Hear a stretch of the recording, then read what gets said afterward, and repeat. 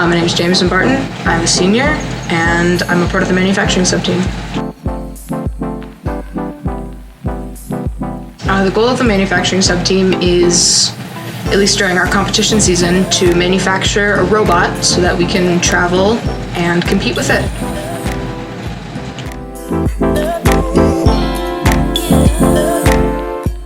I'm Catrice G. I'm a part of the manufacturing team, and I'm in 9th grade.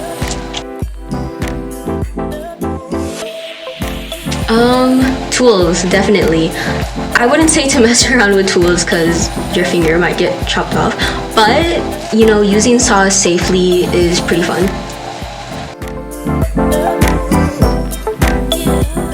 I'm Luke Haddad. I am a 11th grader in robotics. I'm in manufacturing.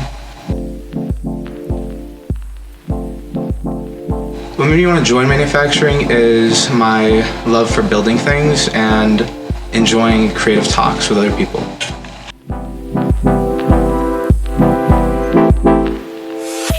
My name is Ethan Gann. I am a 12th grade senior, and my sub-team is the Manufacturing Subteam.